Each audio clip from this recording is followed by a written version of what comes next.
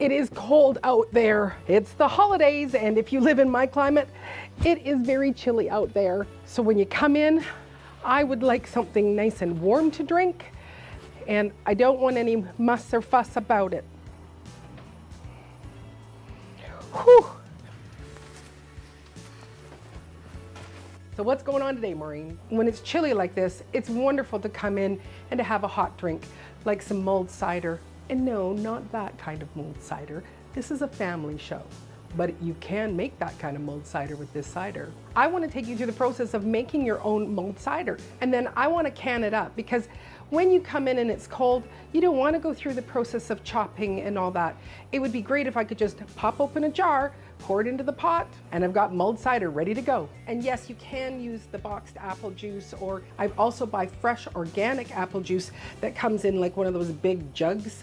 And so you can use that as well. But I received a whole bunch of fresh apples from my dear friends. And then last week I processed them all through a steamer, which extracts all the juices from them. So I chopped them up, put it through the steamer, and now I have 16 cups of beautiful apple juice.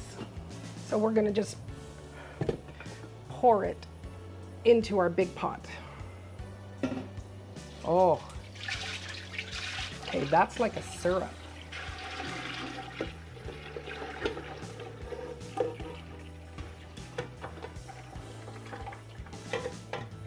It's just gorgeous in color, and it's quite thick like a syrup, and it is quite sweet.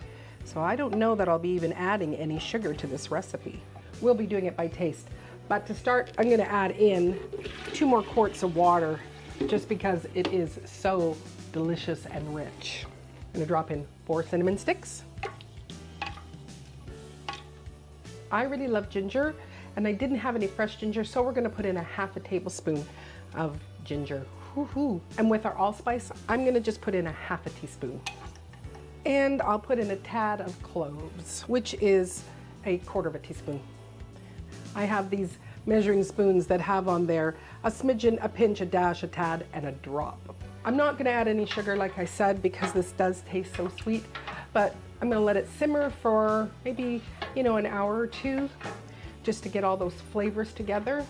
Next, we're going to slice up 2 lemons and 4 oranges. I like the idea of canning the recipe, because then it's shelf stable and it's just waiting to go for if I have company that shows up, or if we go out and do something and we need to come in and we want to have a hot drink, it's all ready to go. And if we wanted to spike it, we could do that too.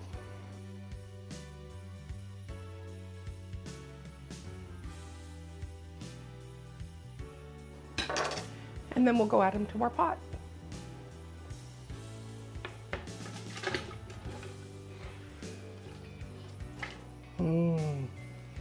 The oranges smell so good. You could do this in a crock pot as well. I'm going to bring it up to a gentle boil, and then I'm going to bring it down to just a simmer and let it simmer for about an hour or so and do some taste testing. And that's where, we can adjust the spices. If it does need more sugar, looking at it, I have a feeling I'm going to be adding a bit more water, which is great, because then it's just going to make even more. It's like the apple juice became like super concentrated.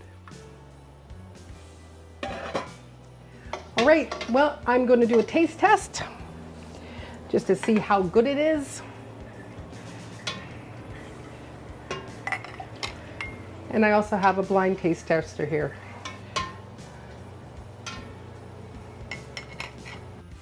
Cheers. Cheers.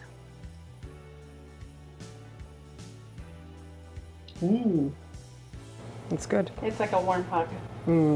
There is a bit of bitterness.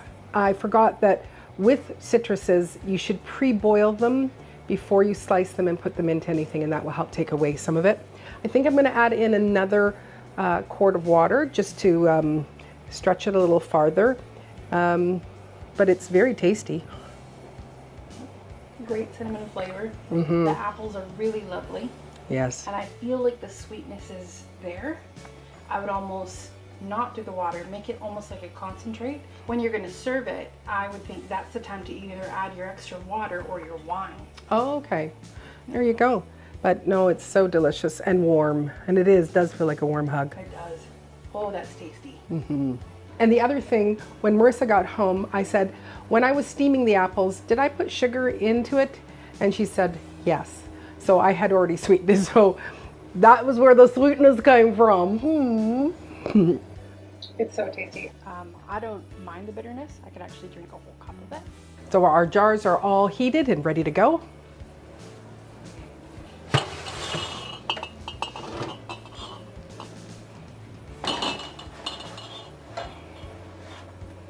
And I've got the canner beginning to boil. I've got the lids all ready to go. So let's fill these bad boys up.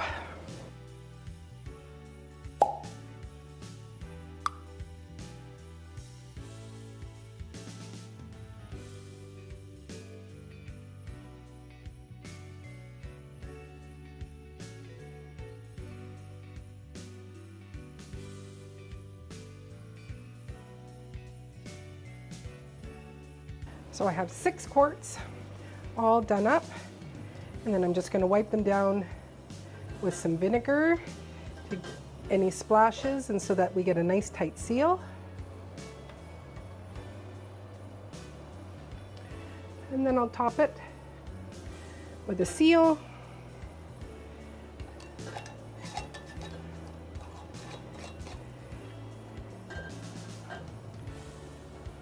Fingertip tight. And it's ready to go.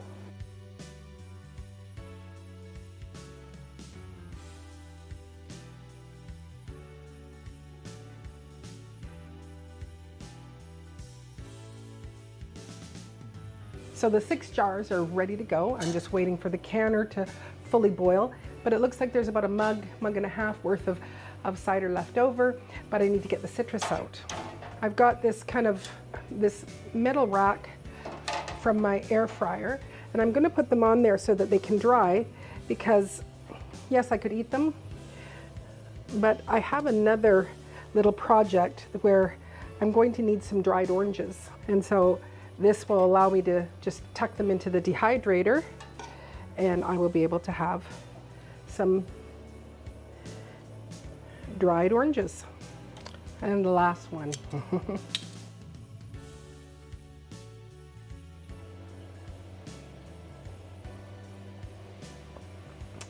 So tasty. So the cider is ready to be pulled from the canner. You need to boil it for about 15 minutes. Oh, it's going to be hot.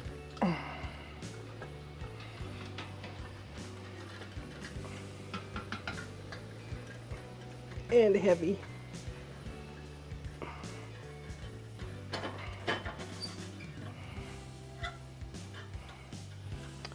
I just decided to bring them all out at once.